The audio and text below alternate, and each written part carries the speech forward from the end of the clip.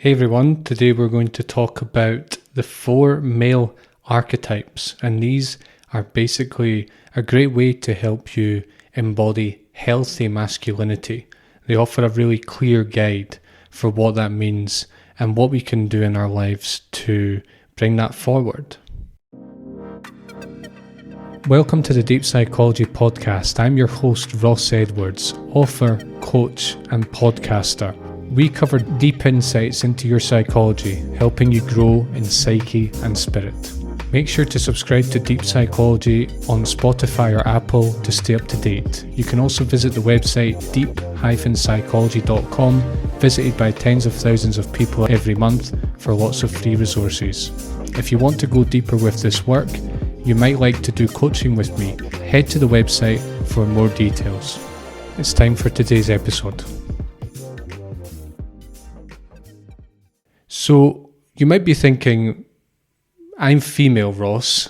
How does this apply to me? Because I know that my audience is a mixture of men and women, people who identify as men and women. And what I'd say is that masculinity is something that we can all embody.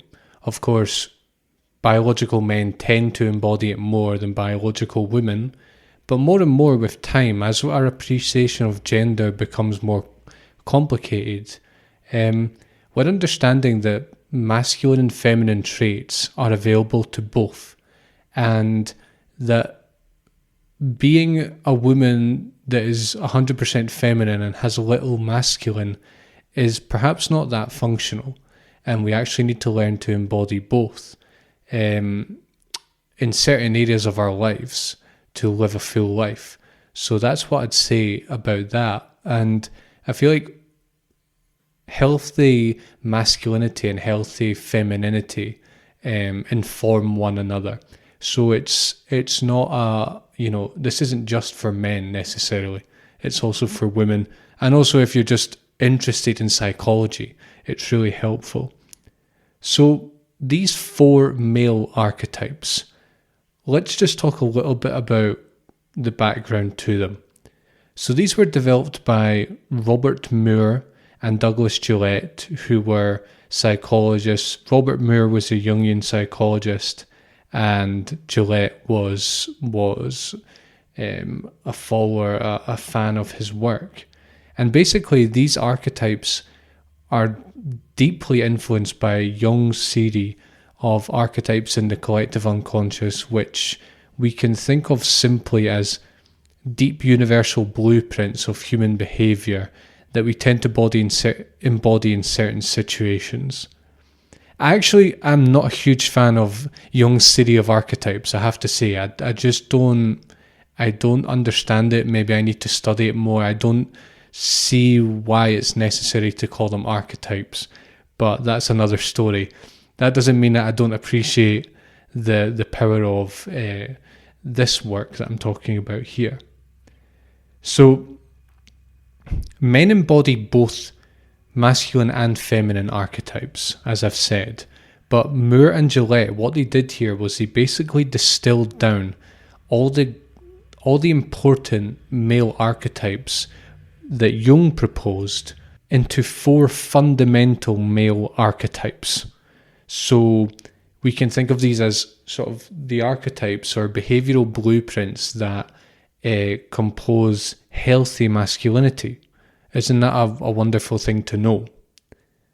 Each archetype isn't just a positive expression or a positive trait necessarily.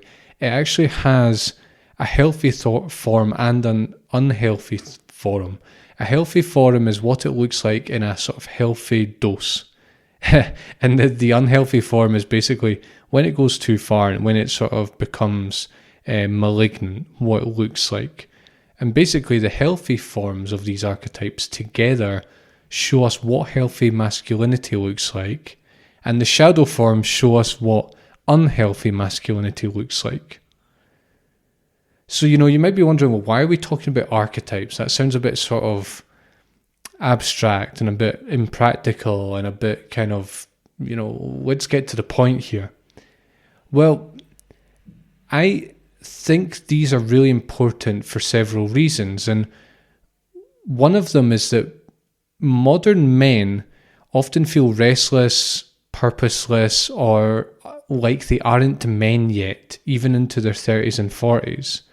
And I think the reason is that the concept of masculinity has undergone a lot of change in the last few decades in the West. And we've sort of seen the unhealthy sides of traditional masculinity, but I don't think what we've not done, I think, is define a healthy masculinity, and that hasn't become sort of a normal thing like traditional masculinity was. Traditional masculinity emphasizes things, often subtly emphasizes things like aggression and dominance. And we've realized that that's very unhealthy for, society, for wives, for children, and so on. And in postmodern society, what we've done is tended to suppress masculine expression in favor of the feminine. And in fact, we've tended to suppress sort of differences between the sexes because we don't like talking about differences. We don't like this idea that the biological sexes have any differences between them. So what this does is it takes those two insights, the traditional point of view and the modern, postmodern point of view, and it goes up another level and it says, right, what is a healthy masculinity? What is a mature masculinity that doesn't fall into the downsides of either, but it kind of recognizes the positives of both, right? So I think these archetypes are just a great guide, a great framework for that. And one way we can see these archetypes are basically a series of switches that we need to, turn on in order to be fully masculine as male adults, right? So that's really what we're doing. We're trying to define what is healthy masculinity without falling into the downsides that can come with excessive masculinity. So, what are the 4 archetypes? They're pretty simple. They're the lover, the warrior, the magician, and the king. Lover, warrior, magician, and king, right? So we're going to look at each of them, and then we're going to sort of zoom out a little bit and ask, what are they saying together, right? So the lover, this is the first adult archetype that awakens. If you're listening to this, I imagine you're at an age where you're either experiencing this quite strongly or you have sort of integrated it and you've sort of passed through its most extreme expression or its fullest expression. So basically, the lover tends to come online when we leave home and we sort of gain independence and we start exploring things for ourselves. It embodies passion, sensitivity, emotional depth, and connection to life's beauty. It's this part of us that gets inspired by art, by music, by sex, by love, by nature, by relationships, by women, and so on. And it has these healthy traits of, it stimulates our creativity, our openness, our vitality, our passion for life, which, it makes sense because when we gain freedom and we go off on our own, there is this great expansion that occurs. We feel like sort of the limits of being at home under our parents' thumb, these limits sort of drop away and we're left with this openness, right? And so the lover comes online when it should come online. It's sort of a developmentally appropriate move. And we fall in love with life and we start to discover what we like and what gets us excited by life. So that's the healthy side of it. And interestingly, what I find in a lot of male adults that are like double my age, I'm 30 years old, right? So I'm a young adult still. When I look at a lot of men double my age, to be honest, I just see them to be very uninspired by life. And often it's when they retire. I mean, sometimes when you retire, it can just kind of get worse. You just get even more fed up, right? But often when you retire and when you sort of start having grandchildren, that lover archetype comes online, because it's sort of the innocence of the child and the child's obsession with everything and its exploration and so on. It sort of reactivates the lover, I think. But in men like double my age, I see like just, I don't know, their lover is like very atrophied is the word I would use. And they just,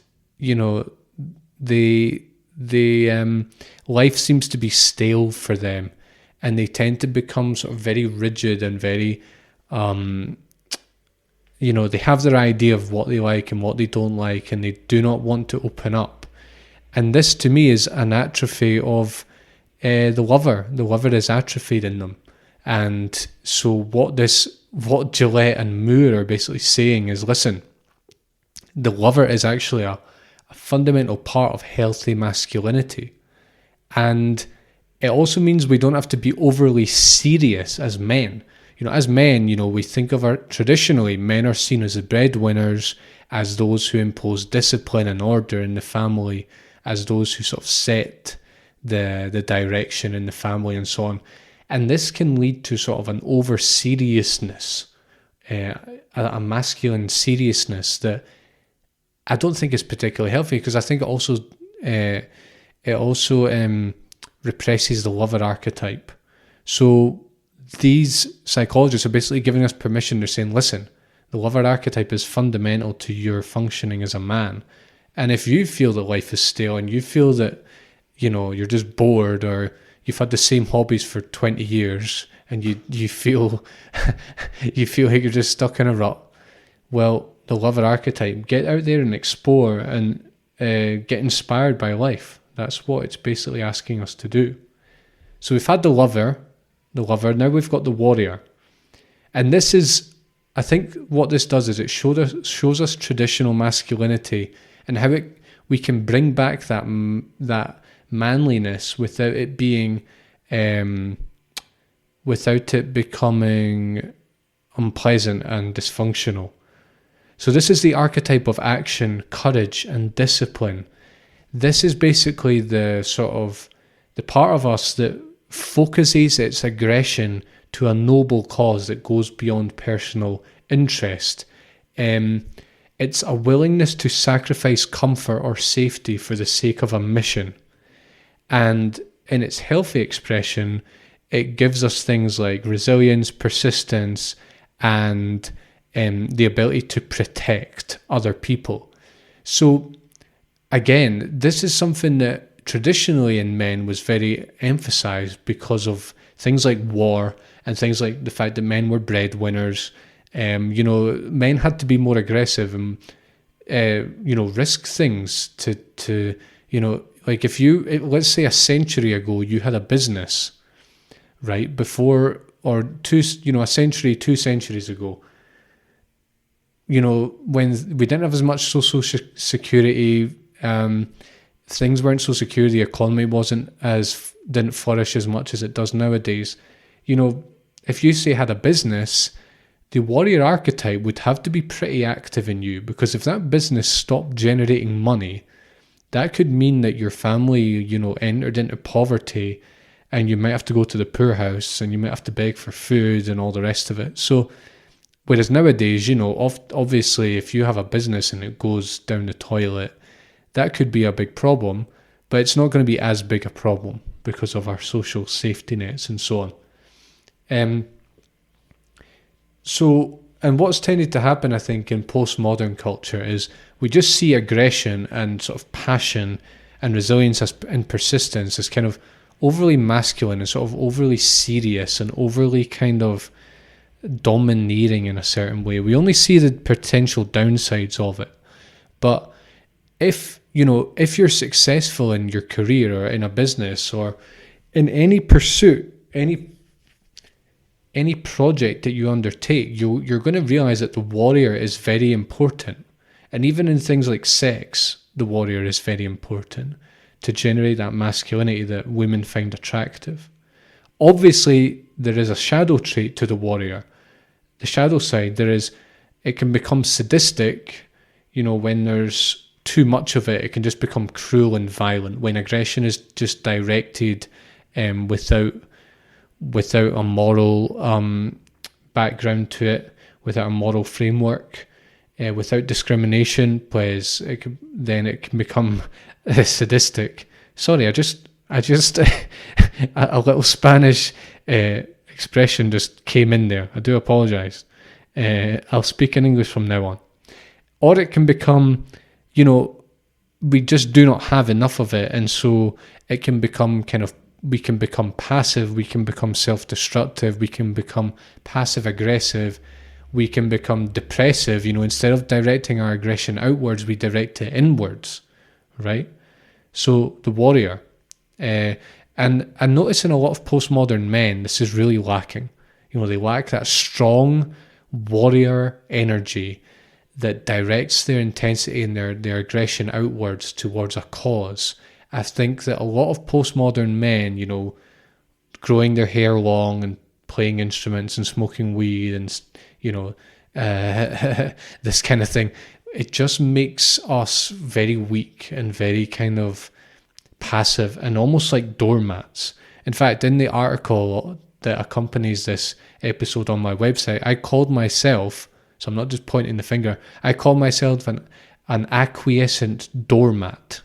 And partly it was because when I lacked the warrior archetype, I just couldn't set boundaries with people, and I couldn't set an agenda of my own, right? Moving on to the magician. So this is the archetype of knowledge, mastery, and transformation. It gains wisdom through lifelong learning, practice, and experimentation. It becomes an innovator, a problem solver, and a wielder of secret knowledge. So this is the kind of thing that we wield when we are successful in our career, when we have like a niche that we've found, when we learn to play an instrument, when we learn a language, when we learn to become good interpersonally, when we take projects and we develop them and they're successful. We're going to need the magician to some degree. So its healthy traits are the wisdom it gives us, its creativity, and the mastery of the tools and skills that we need.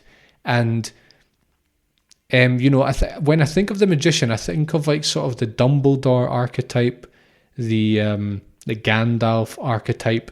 It's not the exact same thing, and you don't have to necessarily be like an old man with a beard, and that kind of wisdom. It's more mastery of a craft, but there is something about those archetypes that resonates with the magician. And basically look for the magician archetype whenever you're doing something really well. And the message here is, yes, we want that. We want more of that. That is healthy masculinity. There is a shadow side to the magician, which we can see in ourselves and in sort of the culture in our society. And one is the manipulator. It's sort of an overexpression of the magician, where it goes into deception and a misuse of knowledge, where our knowledge and mastery isn't directed towards a noble cause.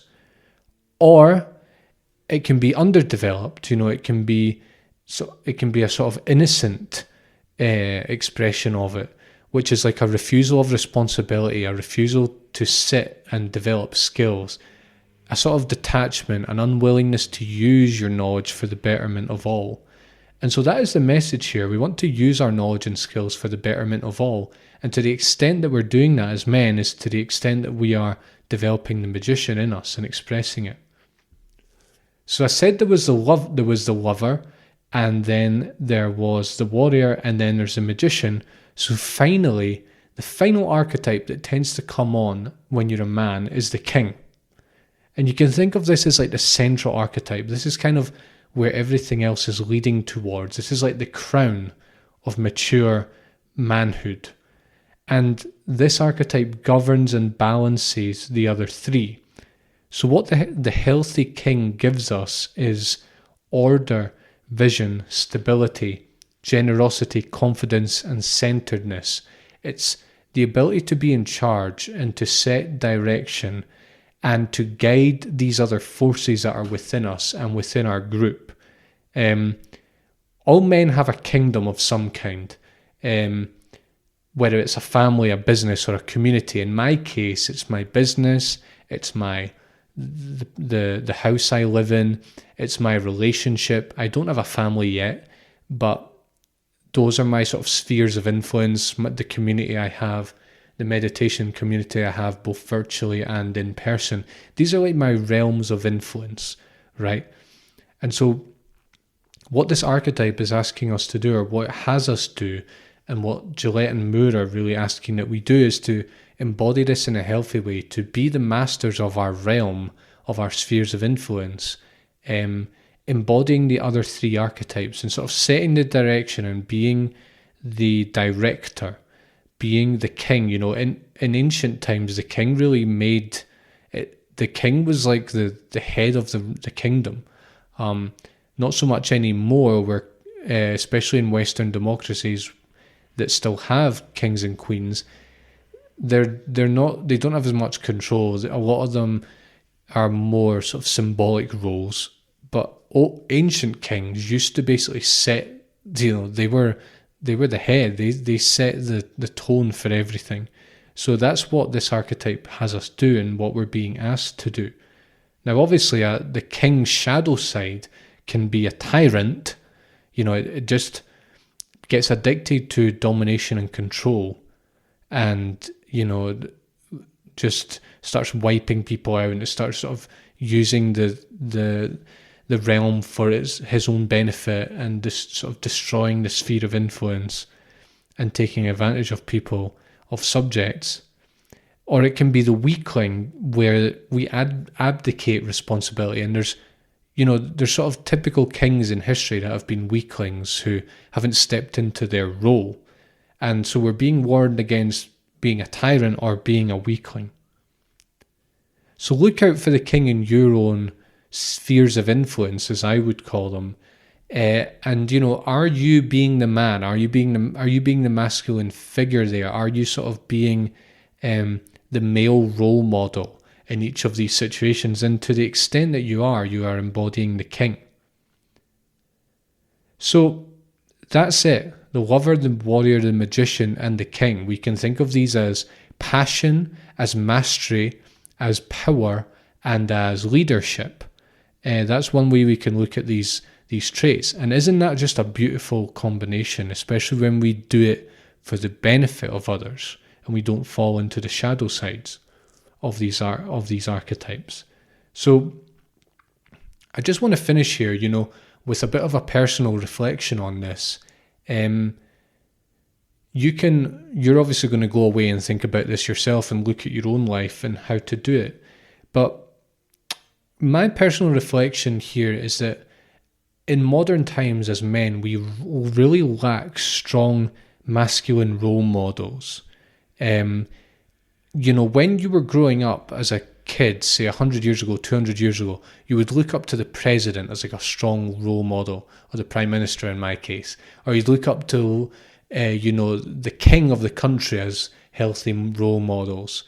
You know, what we're looking up to nowadays is really often it's sports people, which is fair enough. They embody a lot of masculinity that is good, but that is mixed with the fact that we live in a very feminine society and a very feminist society where masculinity is being really repressed, I think.